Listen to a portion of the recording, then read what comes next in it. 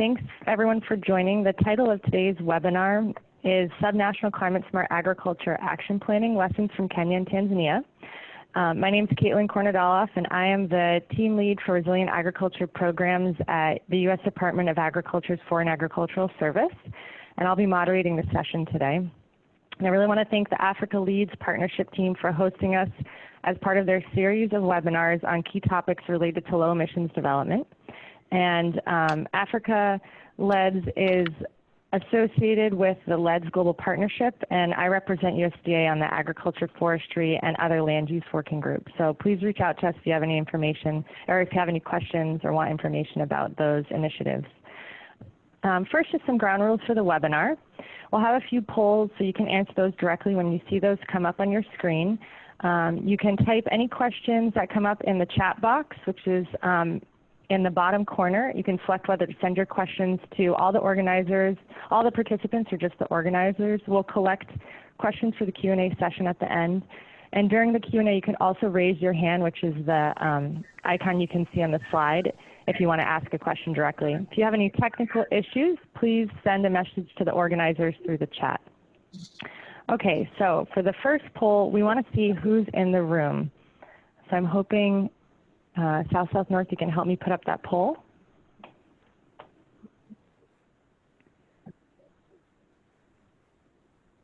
Great. So here you can mark what type of institution you're from. While you're doing that, I'll let you know a little bit about where I'm working. So I'm the U.S. Department of Agriculture, with the U.S. Ministry of Agriculture. Specifically, I'm working in our Office for International Capacity Building Programs. And our programs are designed as government-to-government partnerships to address key capacity challenges where USDA can engage U.S. experts, but also in-country partners to provide technical assistance. So the activities you're going to hear about in this webinar are part of 2 ongoing climate smart agriculture projects, and you'll hear from 2 of our government leads as well as 1 of our technical partners. All right. So hopefully you've had a chance to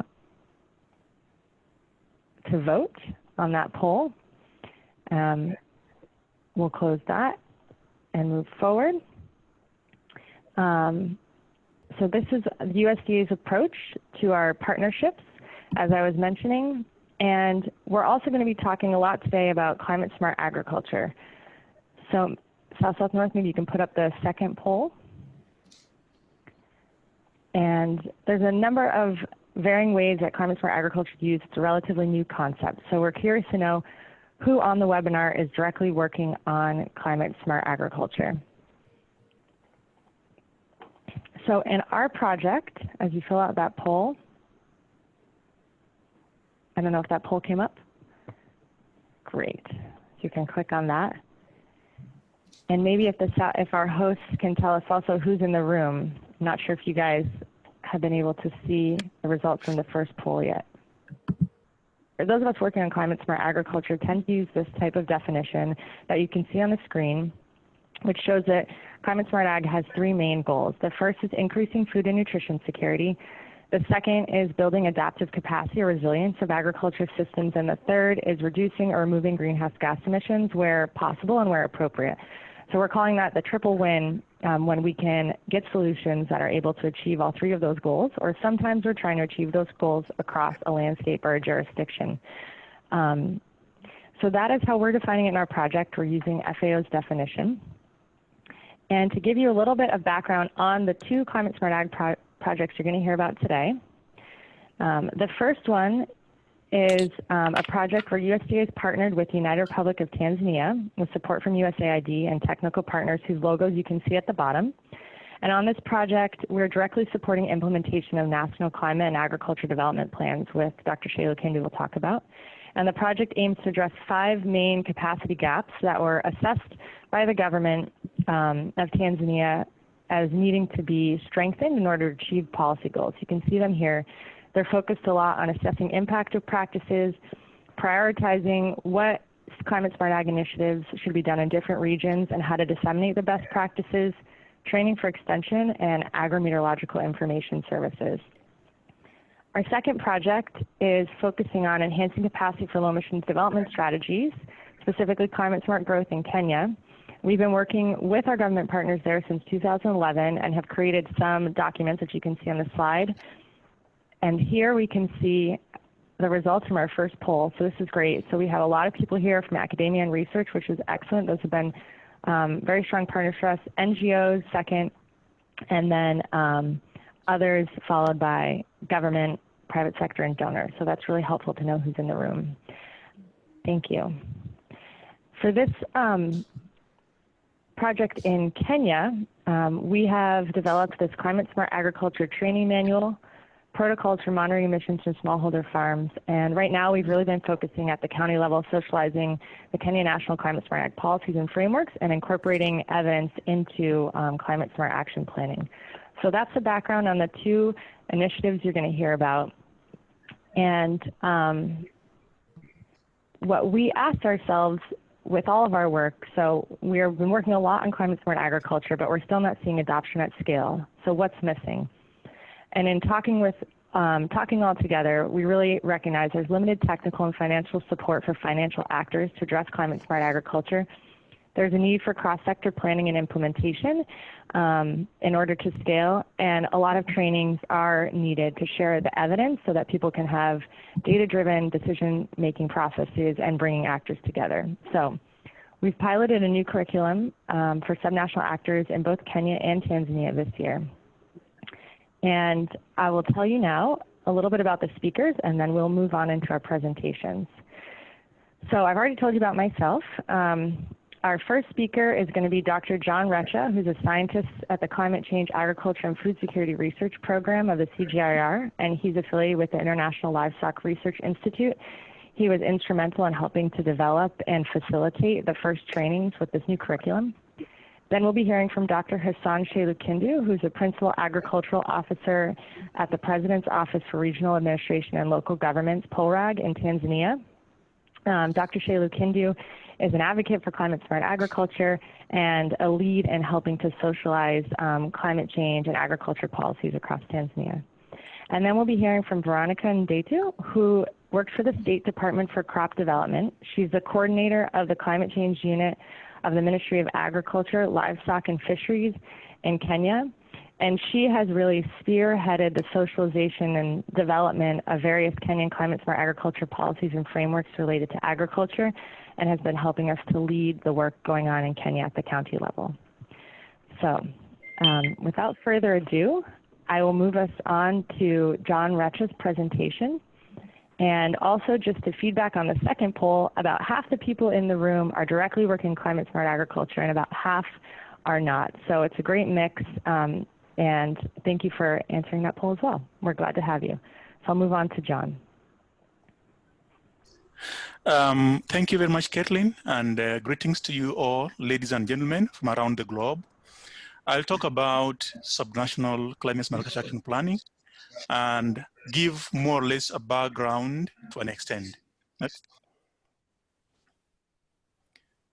The state of agriculture in East Africa is such that it contributes significant to the GDP of the East African countries, and that's about 45% in Ethiopia, for example.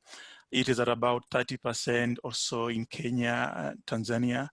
And of course, there is over-reliance on subsistence rain-fed agriculture. And that means there is low productivity, about at most 40% of the achievable potential yield. And then only 5% of the area is under irrigation.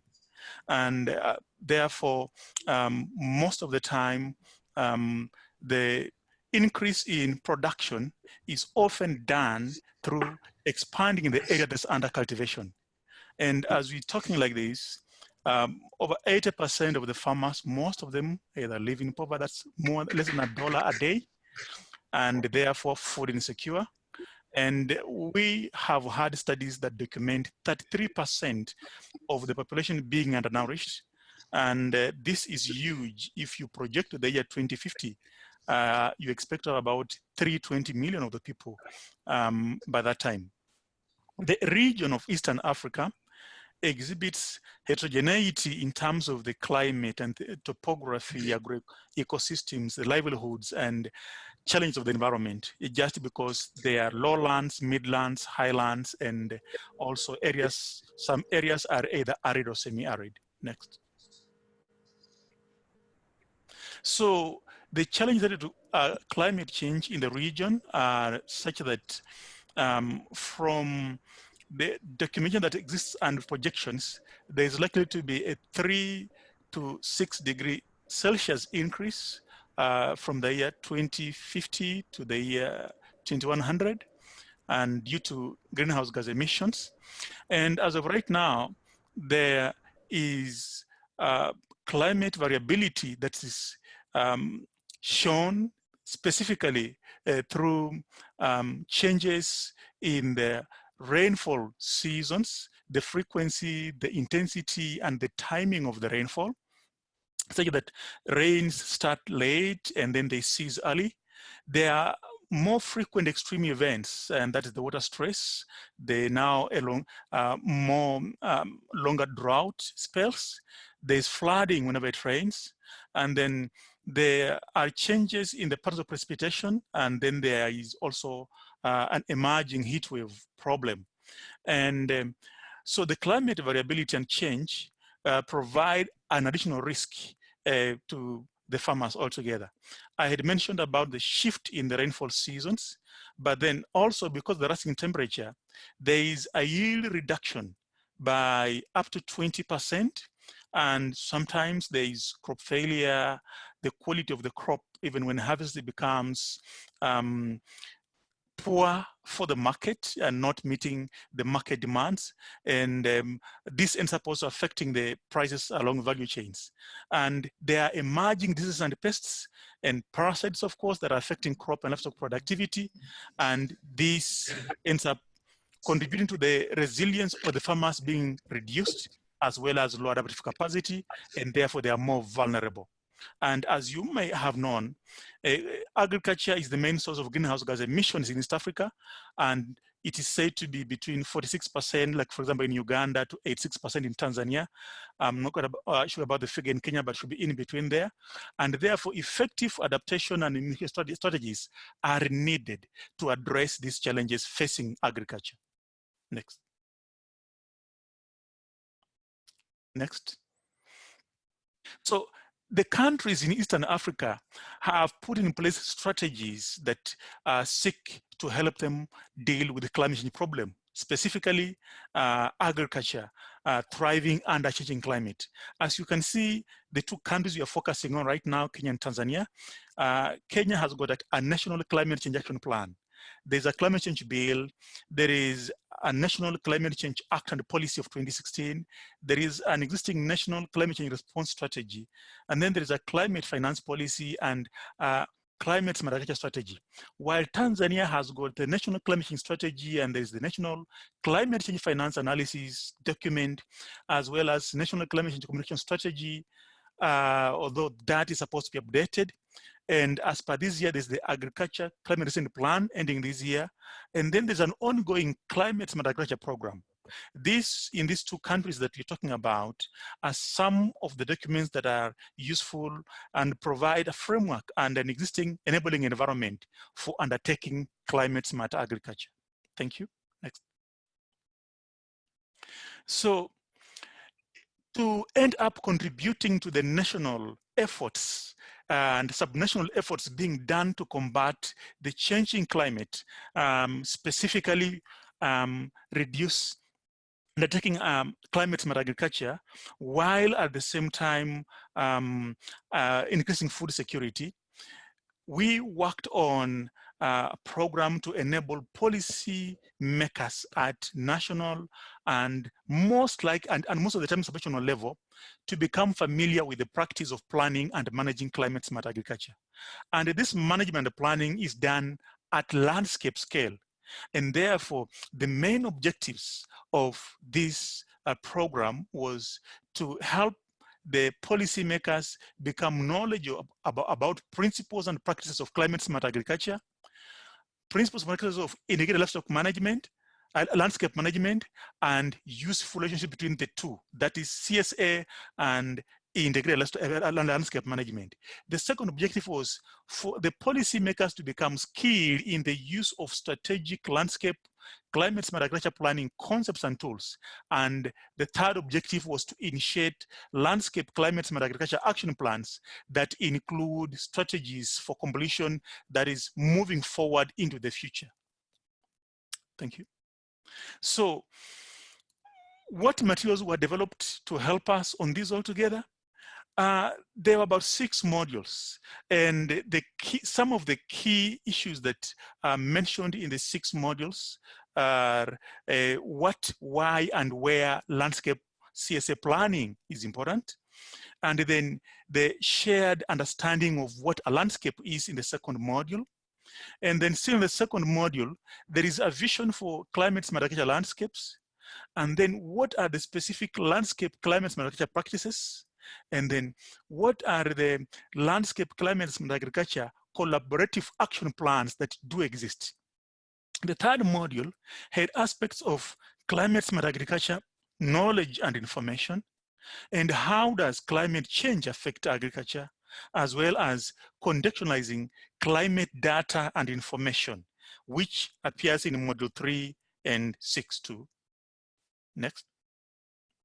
Then in module 4, we had barriers to investment in climate smart agriculture and how therefore to deal with them, and the government roles in incentivizing climate smart agriculture, as well as scenario planning. And still in module 4, we came up with tools to generate public investment in climate smart agriculture. And also, as well as in the same module 4, processes which are subnational for climate smart agriculture, for advancing climate smart agriculture, and what could be the likely sources of finance for climate smart agriculture, as well as linking investment ideas with sources of finance.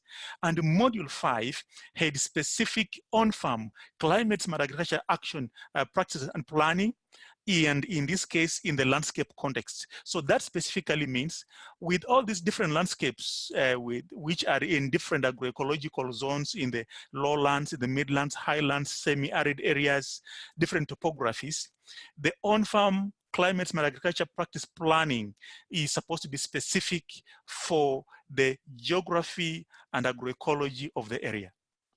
Next. So the groups that were involved in developing the content from various institutions around the globe, and this included agriculture partners at Cornell University, IITA, World Agroforestry, and UC Davis, and Seekers World Agroforestry Center. Next. The pilots were conducted in Tanzania mainland, as well as Tanzania Island, that is Zanzibar, and then in Kenya at the county level. Thank you. Next. Examples of these practices that could be done at landscape level include agroforestry to diversify farms and capture carbon. This is the biggest component that has got mitigation in it, but others which are useful are like aquaculture and stress-tolerant varieties to counter climate change, smallholder, improved smallholder, as well as alternate wetting and drying in rice systems. Next. Micro irrigation with solar, as well as digital agriculture, and then climate informed advisories that can enhance production and resilience, as well as weather index based agricultural insurance for different countries and farmers, and then of course scaling up finance for climate change adaptation in agriculture.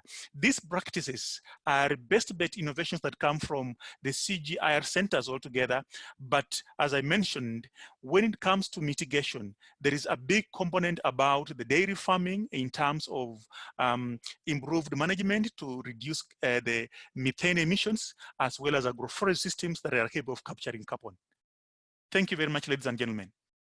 Thanks so much, John, for that overview. I think it's really helpful to see what's happening kind of at an aggregate level and some best practices that are being recommended, but also recognizing kind of the various different areas of capacity building that are needed to move us forward for scaling out.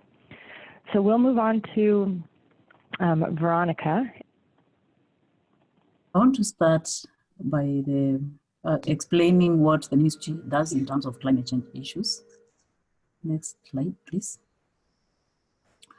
As the Minister of Agriculture, of course, we are charged with the, ensuring food and nutrition security.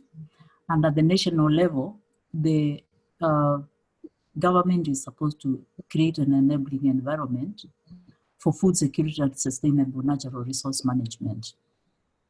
And Kenya, being a member of the global community, has submitted its nationally determined contribution to the UNFCCC. And in that NDC, the government has committed to implement climate smart agriculture as the approach to increase food security, food and nutrition security. I will not go through what CSA is because Kathleen explained that in the beginning. But then the Minister of Agriculture then has the mandate to implement climate change action, which now includes CSA in the sector. Next. I work in the climate change unit, as was explained earlier, and this unit is charged with coordinating the mainstreaming of climate change actions, functions, and mandates into the sector. So then that means that the responsibility of coordinating issues of climate smart agriculture are led by the climate change unit in the ministry. The specific activities that the unit does is to spearhead development, review, and dissemination of climate smart agriculture. And here we have what was mentioned by John earlier, the climate smart agriculture strategy that was developed in 2017, and the climate smart agriculture implementation framework, which is the tool for implementing the strategy that was developed in 2018.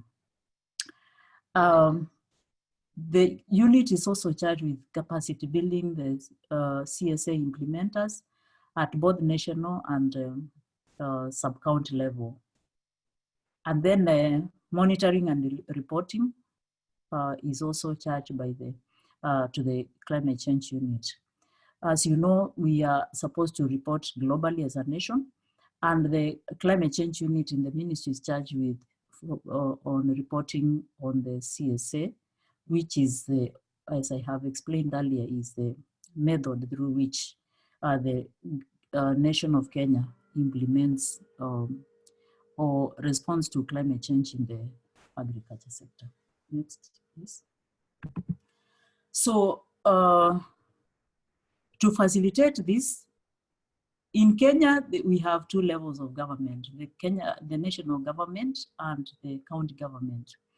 In the agriculture sector, agriculture in Kenya is devolved in the sense that most of the actions take place in the county level. So these documents that I have mentioned earlier, the Climate Smart Agriculture Strategy and the Implementation Framework, were developed in consultation with the counties who are the implementers. And after development, then there was the need to have them implemented. And that is why there was need then to facilitate that implementation through the national government informing the counties or sensitizing the counties on the existence of the policy guiding documents on CSA, and also ensuring that they are in charge of, they understand the impacts of climate change on agriculture. So the climate change unit then is responsible for undertaking this activity. And this was undertaken through the project that Caroline just explained earlier on pilot basis in 3 counties in Kenya, which are Nyeri, Kajiado, and Taita Taveta. Nyeri is in the central, and Taita Taveta in the coast, and then Kajiado is in the Rift Valley. Yes, that is just to show what the climate smart agriculture contains. It has the 3 sectors: livestock, fisheries, and crops. Next, please. So what was the purpose of doing this dissemination and capacity building on the counties? The first thing was to enhance awareness of the county officials on climate change and its impacts on agriculture. Then also create awareness. There are awareness on the commitments that Kenya has made to the Paris Agreement and also the NDC that has been submitted. And also to create awareness of the national level policy documents, which John has alluded to, some of them in Kenya. And then also there was a need to have the count-based actions to address climate change so that they have their own county-based policies or strategies that would ensure that they implement CSA. Again, there was the need to ensure that the CSA concept is understood by the officials at the county level.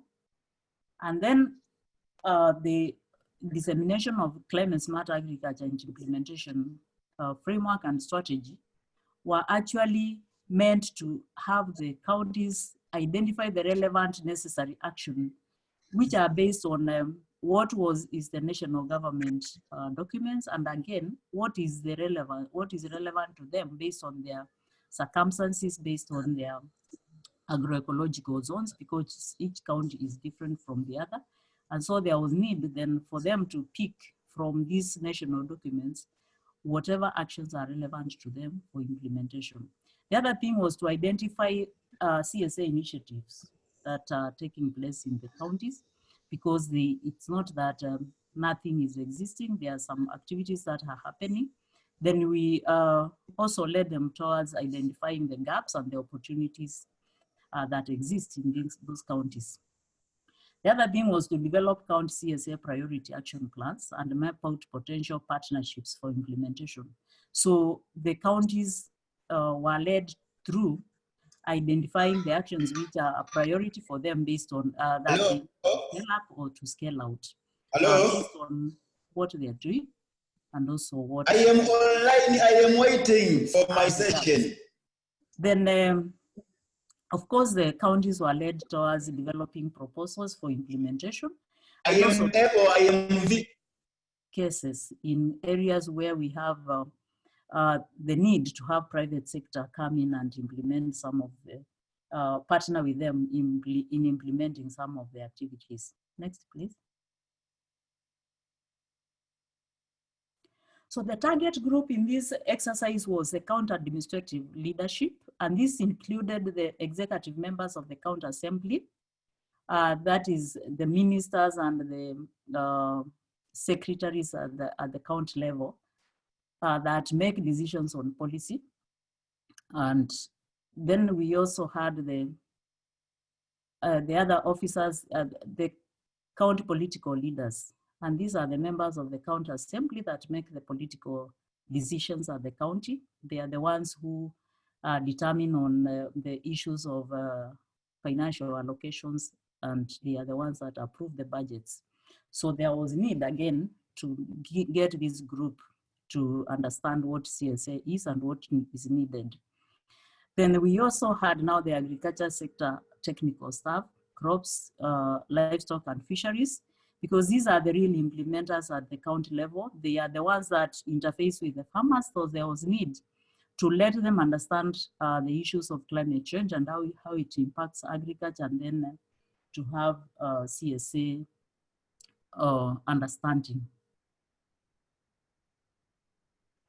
Yeah, that's just showing some of the technical staff working on their areas and discussing the issues that affect them in the county. So what was the ministry's job or the climate change unit role in this? The communication to the county governments, because there is a structured way in the agriculture sector on how the county and the county level and the national level government interact. So the climate change unit and the ministry was charged with coordinating or communicating to the county governments that were going to be sensitized. Then we were also coordinating the stakeholders and the trainings. And the other thing that we did was we undertook trainings, some of the topics, especially on the policy, CSA policy documents. Next.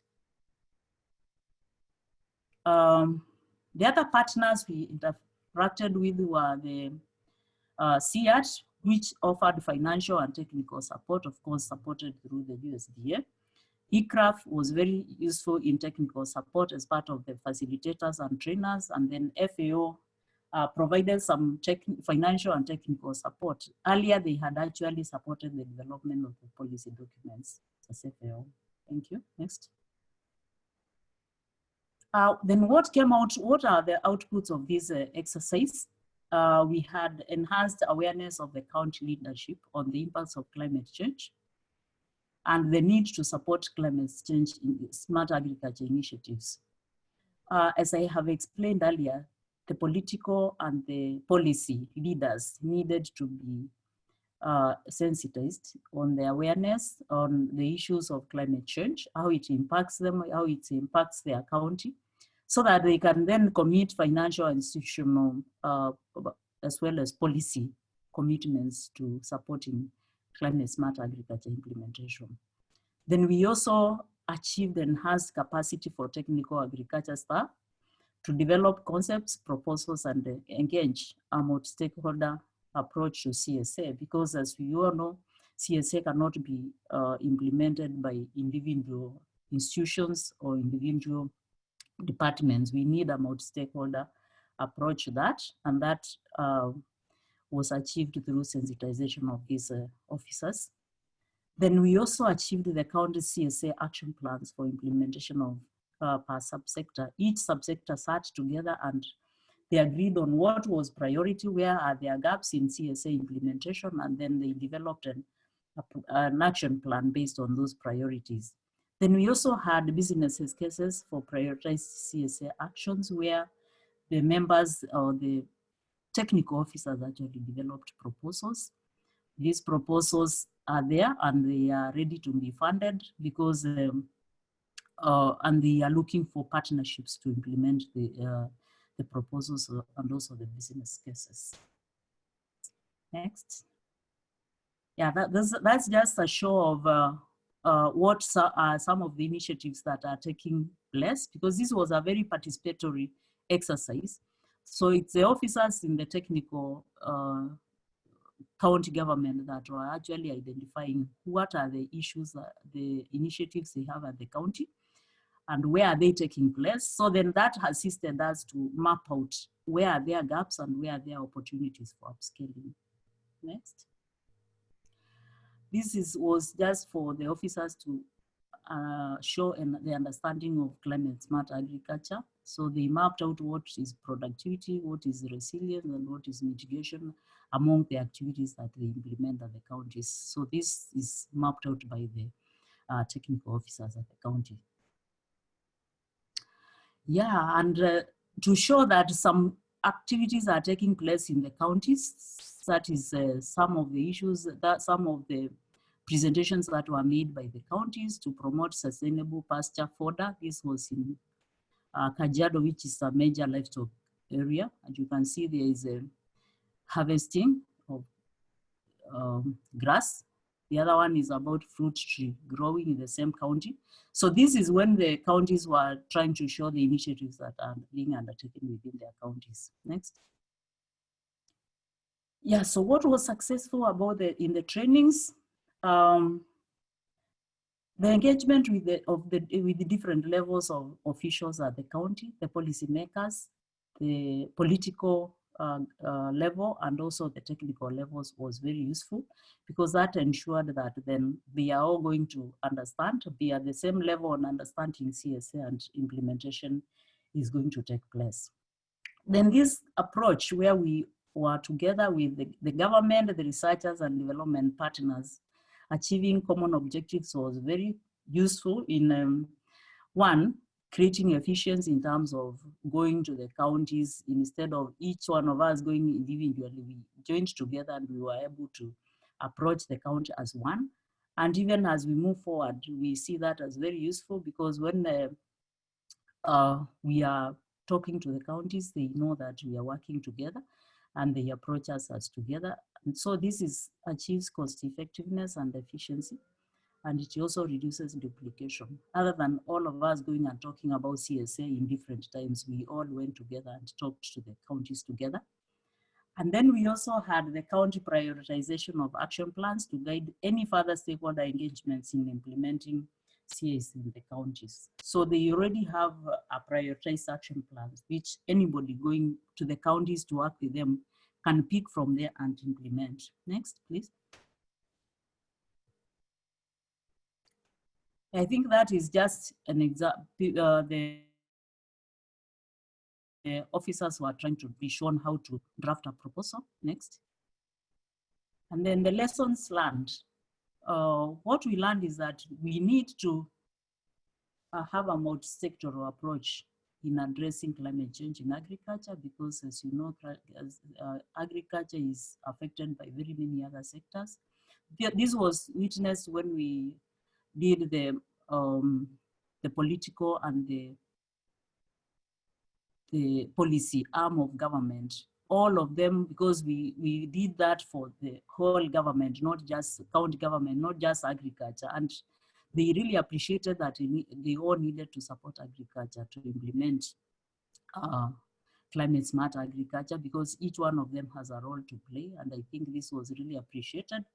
And then the importance of policy and political leadership at the county to ensure effectiveness in implementation. Here is that I have explained this. We need support of the technical staff to be able to implement CSA.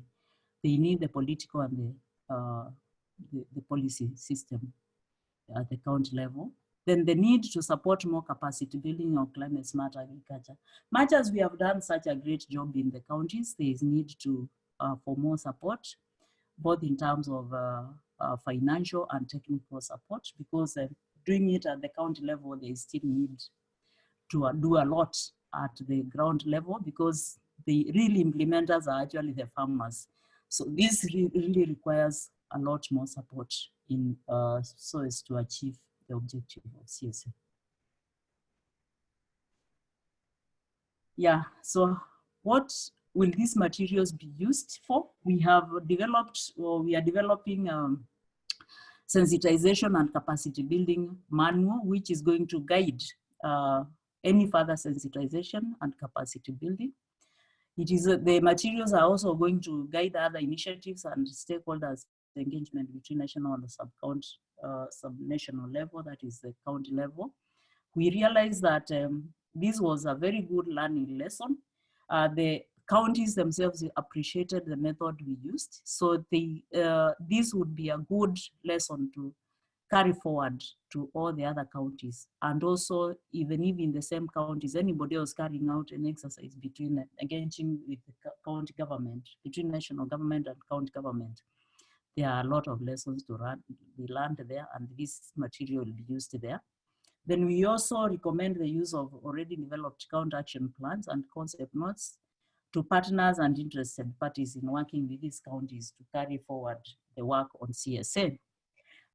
Thank you so much for listening to me, and I want you to all appreciate the work that it was good. It's very good to partner together as different partners in implementing CSA. Thank you. Thank you very much, Veronica, for that presentation. I think it's really interesting to hear how all the initiatives that you're all doing and leading at the national level is linking in with this county work, and how you're not just doing sensitization and training with technical staff, but doing a lot of high-level engagement at the county level to make sure that there's really institutional support for scaling out these different priority actions in the business cases. So thank you so much for sharing that. It's really interesting what you guys are doing in Kenya. So I believe we now have Dr. Shayla Kindu with us. Dr. Shayla Kindu, are you there? Do you hear me? Yes, wonderful. Great. So I'm just going to put your... Hear me? Yes, this is Caitlin, and you If are I stop live. the video, you hear me? I can hear you. It's wonderful. We're really glad that you're able to join. I'm going to put your slides up, so just give me 1 second to go back to your slides. So I am going to present on the capacity building to the subnational level on landscape climate smart agriculture, and I'm going to give the case of Tanzania. And I'm coming from the President Office, Regional Administration, and long 60 Regional Administration, and we have got 185 local government authorities. Next. So my presentation will cover a number of items, and I'm not going to read through them. Can you go to the next slide? Yeah, so the main local government in Tanzania is to provide quality social and economical services to the communities. By social, I mean water, health, and education, for example, and for economic services, examples, agriculture, fisheries, and livestock. Another mandate is to facilitate capacity building to regional secretariats and local government authorities staff in various aspects. For example, building capacity in planning and budgeting and monitoring and evaluation. Also, our role is to conduct supervision, technical backstopping, monitoring and evaluation to regional secretariats and local government authorities. Next.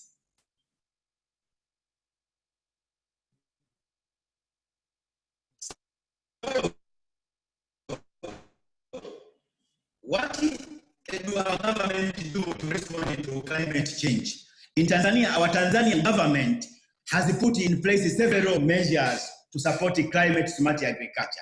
It has put a number of policies. Some of the policies were reviewed by John Recha from Kenya. Those programs, strategies, and platforms, we have a number of platforms which advance to address the issue of climate change. Hi, Dr. Shayla Kindu. I think unfortunately we're having some audio problems.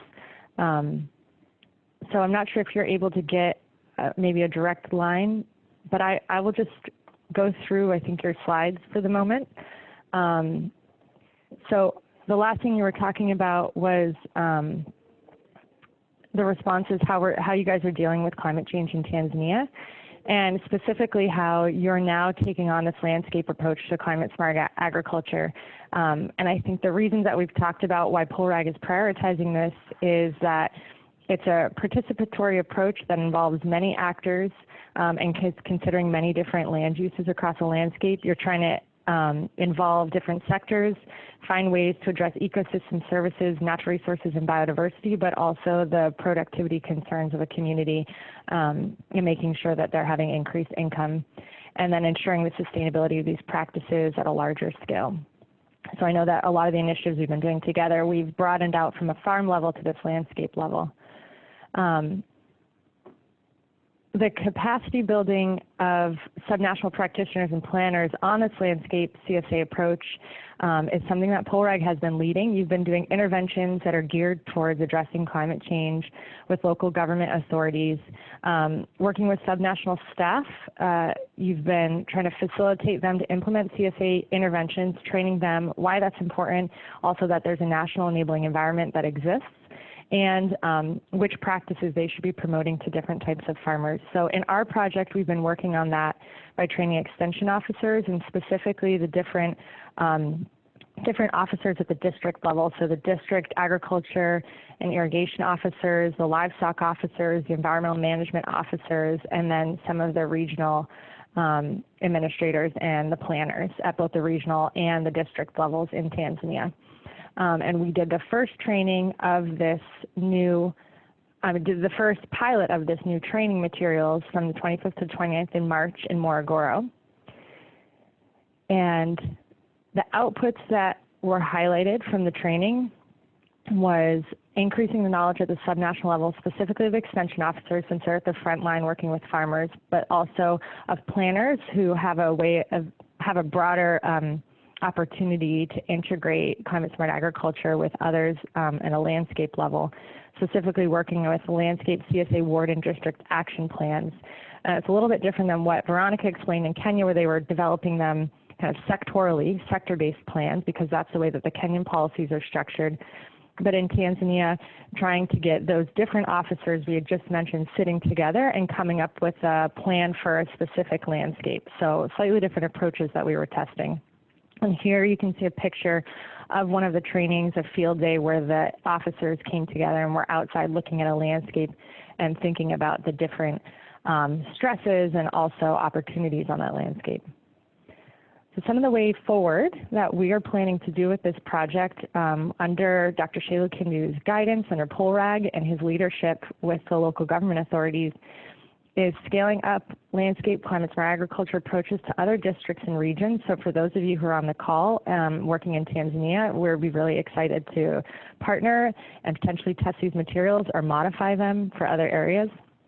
The use of multi-stakeholder partnerships, both for financial and technical support, is something that we're looking into. What are the different finance mechanisms? How can we bring private sector on board? Veronica mentioned that they're developing specific business cases in Kenya. How can we use that type of an approach to bring in other stakeholders and investors? There's going to be a guide at the subnational level on how to set aside funds. So that's specifically thinking about budgeting at the subnational level, which Veronica also talked about. There are national enabling policies, but then these budget lines need to be in place and institutional structures need to be in place where people are responsible for implementing these different plans. And then strengthening partnership, oh, I jumped ahead, partnerships with the private sector, specifically NGOs and farmers and different financial institutions. And we've also been working with media as a way of disseminating this information and finding other partners. Practical examples of CSA technologies at the landscape level.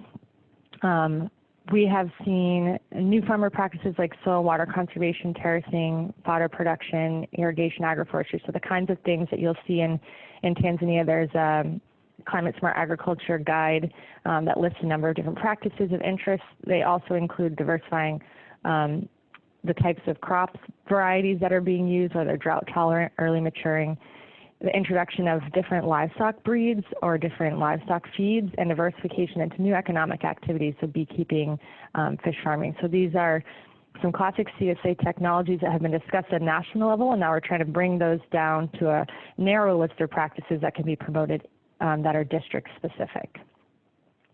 And then here, Dr. Shayla Kindu has shared photos from different programs and places that he's worked with these different practices. So the soil water conservation practices here. You can see some examples from Tanzania and some terracing to address erosion, protection of water sources, tree planting, agroforestry. So the World Agroforestry is a major partner on this project, trying to understand the impacts of these different practices in different areas. You can see here some irrigation schemes that have been used, water saving and irrigation. Some construction, some additional irrigation schemes that have been ongoing under leadership in Tanzania. And then these are the diversification of income generating activities that you can see here with fruit trees and beekeeping to make sure that there's multiple income streams for farmers, so when they face a challenge related to climate change, they have other alternatives. And here are some options with grazing. It's a zero grazing feed system here, and growing fodder on the right in pastures. So in conclusion, the landscape climate smart agriculture initiatives, I think, were seen by POLRAG as being effective and efficient approaches in addressing climate change, and the government is interested in scaling up this approach in collaboration with other partners to build capacity of officers in other districts and regions, and to put more emphasis on CSA into policies and planning of local government authorities. So not just traditional agriculture development plans, but how can CSA be integrated into those ag development plans, but also water management plans and other initiatives at the landscape level.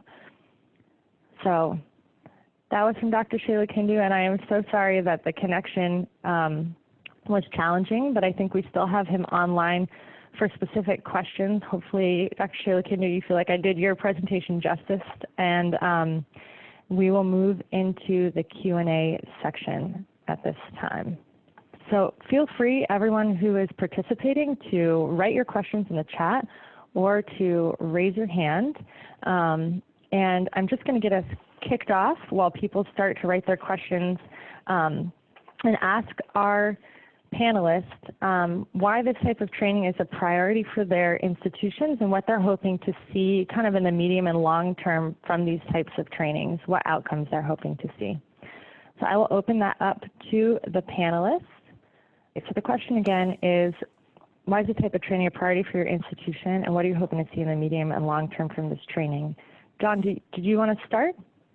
Yes, ladies and gentlemen, due to the low levels of productivity in Eastern Africa and therefore low potential yield, there is a need for more and more people to be trained to have the knowledge and then be able to actually teach others. And using the option of targeted specific key institutions in the countries is useful because they have got a mandate and an infrastructure as well as personnel that can pass on this useful information. And then even if there is an opportunity of having bylaws or laws in place or regulations that can help to advance climate smart agriculture, the very institutions also have the mandate at subnational level to enforce them. Therefore, it's important to have this kind of knowledge spread so that farmers are knowledgeable to make use of the climate smart agriculture knowledge that is specific for the agroecologists, that ends up actually feeding into or addressing the climate risks for that agroecology. Thank you. Excellent. Thank you, John. Veronica, would you like to comment on this in terms of the priorities for your institution or what you hope to see medium and long term? Thank you. This was a priority for us because, as I say, that agriculture is implemented by the county governments.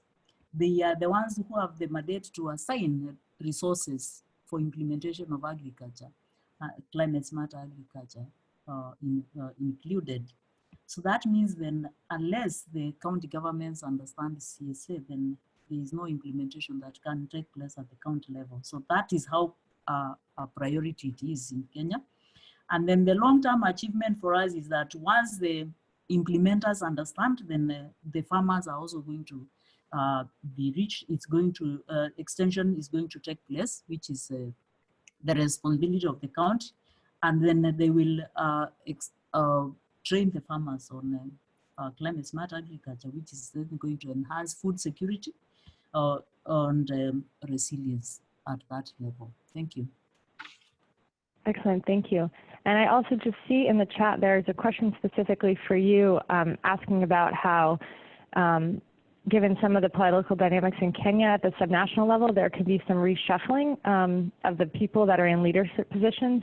Wondering what you think is the strategic way to then engage at the county level. I know that you're trying to work both at the high level and with technical staff, but I wonder if you could touch on that question. Yes, the reshuffling takes place, but it takes place among the policy and the political class. But the technical people at the county level remain unless they retire or exit the service. But the priority of policy and the political arm is that at this particular time, they need to support the technical staff, so that even if they exit after some elections or after some other appointments, then we remain with the technical staff implementing what they have learned. But we just had to sensitize them because currently they are the ones that need to support the technical staff. Wonderful, thanks, Veronica. And then there was another question here in the chat about tools that were developed to generate public investments in the case of the first two presenters. So if you guys have any tools that you want to mention, or maybe more on the business cases or other ways that you've seen it possible to bring other investors in. Are there any comments on that, John or Veronica? Okay, initially, thank you. But, when we started, we really wanted to go for business cases, but what we realized is that we concentrated more on the projects, so that with these projects, then the technical staff at the county will be able to identify that which requires them to be advanced as a business case, so that the private sector can be involved, and what requires to be just a general project, then where development partners, CSOs, and others can be involved. Thank you. Yeah, thanks for that. Yeah, I think that we've been having a lot of conversations about how to understand how to develop the proposals in different ways, some for traditional donors, government implementation proposals versus business cases for the private sector. And I think having these different types of tools for different investors is a really key thing we've been talking about. And I also know that in Tanzania, they've been having some conversations, or at least looking at options for decentralizing climate finance and having it go directly to some of the local areas to implement specific climate smart strategies, not necessarily climate smart agriculture, but things that are related to the nationally determined contributions. So I think that this is a key area. Climate finance for these types of initiatives is really the next step that a lot of people are discussing and thinking about how to partner on. Yes, so it's definitely something that we're having a lot of conversations about. Thanks for that question. Okay, great. So another question that that I had for the speakers was about the potential for scaling out these initiatives. I know we've talked about doing them in other places, but how do you really think this could be done? And what do you see as some of the challenging aspects that we would need to address in order to have this scaled out? John or Veronica, do you have any comments on the scaling aspects and challenges and ways to overcome? Veronica can start and then I finish. Veronica? Thank you. Yes, there is a great potential from what we have experienced from the 3 counties. There is great potential for outscaling and upscaling of these initiatives. But the bottlenecks include the resources, because I think still at the county level, we do not have a lot of resources taking place. Happening or going to agriculture, but having gotten the commitment of the political system to support the agriculture in whatever they come up with, then we are assured that at least there is going to be some upscaling, and the potential is great. In fact, from our interaction, we have seen one of the counties go ahead, and we have even been promised to be given resources to implement climate smart agriculture. So that is how good this is in having undertaken this exercise. And we believe it's going to happen in all the other counties. We also believe that the awareness of a lot of the technical staff on what they can be able to do to be implementing climate smart agriculture also creates great potential. And then again, the impacts being realized so frequently.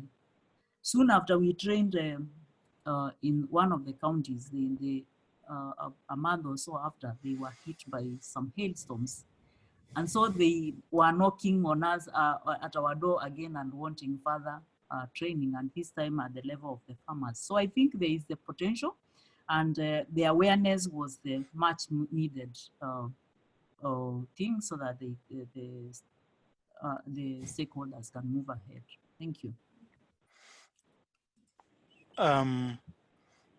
What I can say is the first thing that needs to be done is to understand what the barriers to scaling are. And then from there, work together with the national and subnational partners to be able to address this. And of course, as we all know, the barriers to scaling up climate smart agriculture leads to the 2 categories, which are the first being the physical or resources required to practice climate smart agriculture. This can be considered as hardware barriers, and they include physical inputs such as land, human resources, equipment, infrastructure, and finances. Then the second, also referred to as the non-physical or software barriers, relates to the institutional, cultural, policy, and regulatory environment, information, knowledge, and skills, appropriate technologies and innovations, and governance, amongst others. So the effort that went into this training, for example, in Kenya and in Tanzania, is actually one of the ways of addressing these, and it focused mostly on the non-physical barriers that prevent CSA from being taken to scale. And as has been suggested by the presenters from Tanzania and Kenya, the policy and regulatory environment is existing altogether, and the governments are working towards getting to address the physical challenges. And I think there is hope, and it's just a matter of time, and with availability of support from different sectors and the government community, and with the proper political will, there is a possibility of this going to scale in the next 5 years or so to help us reduce food insecurity in the region. Thank you. Thank you, John. I appreciate the inspirational 5-year plan that we have in front of us, which is excellent. Hopefully in 5 years, all of the counties and districts will have access to this type of training and information to help them move forward. I'm not sure if Dr. Shailu can do. I'm going to keep trying. I think he's unavailable, which is unfortunate. He's got some really great visions for how this can be scaled out in Tanzania. And I know that one of the things we've been talking about is in Tanzania, with the new decentralization policy that's being drafted, there are some opportunities to kind of have conversations about how to plan this into the subnational policies. So I think that's one thing that POLRAG is really leading on. We've also been working a lot with the extension training centers, coming up with additional curriculum that can complement the subnational curriculums to make sure that everyone that goes through the extension training actually has information about specifically climate-smart agriculture. So we're also working on those types of materials, happy to share and work together with others on that. I see that there is an invitation in the questions section, which we really appreciate, for a workshop that's going to be held in Kenya on the 30th of October in Nairobi on agricultural policy. So that's great, and maybe that's another forum where these types of conversations can be continued to move forward. So going off of John's kind of inspirational comment, we were thinking about if every district and county in these two countries had this type of training, what do you think the outcome would be, and what would this mean for climate-smart agriculture, but also the livelihoods of these farmers and the way that policies are being made at the subnational level? What would that look like if every county had access to this training? So I'll put that back to our speakers as a bigger picture question. Veronica or John, would either of you like to talk about kind of the big picture vision? If after this was scaled, what do we think? What do we think it would look like? What changes would we see in front of us? Veronica, you can go first. Okay, thank you. What I believe is that if these trainings were to happen, I have seen a lot of impact just from 2 out of the 47 counties in Kenya after we have done this training. And implementation is only useful if it is done by the real actor, that is the farmer. And what we need is to have productivity at farm level, to have resilience of the farmers and the farming systems. So if these trainings would take place, and especially the trainings that are happening at the county level, so that then all the counties can take their own initiatives towards implementing climate-smart agriculture, then I see that a lot of our farmers, pastoralists, and the fishing communities will join or will practice climate-smart agriculture practices and technologies, and we are going to have more resilient agriculture. We are going to have higher productivity, and more so we are going to have food and nutrition security. So really we need to have upscale this kind of trainings to more and more subnational governments, and even to a lower level, or at the sub-county, at even the farm level. That is required. And as I said earlier, we need also to join in the CSOs, and any other practitioners on CSA need to join up and be trained, because sometimes the CSA remains a commonly used word, but the real actions, the real practices and technologies need to be with the farmers, they need to be with the extension officers, so that then they can be useful to the farmers. Thank you. Great, thanks, Veronica. John, do you want to add to that?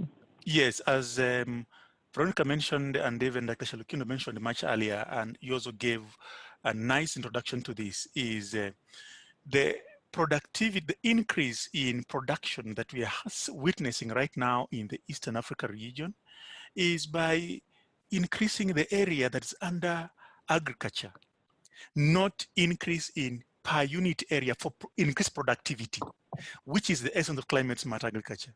And therefore, I see a scenario where when farmers have got the knowledge and the skills which have been passed on through this process that we've initiated, there is a likelihood of reduction that is not necessarily cutting more forest to expand the area under agriculture, but using the existing area to produce more food, and therefore a reduction in the greenhouse gas emissions.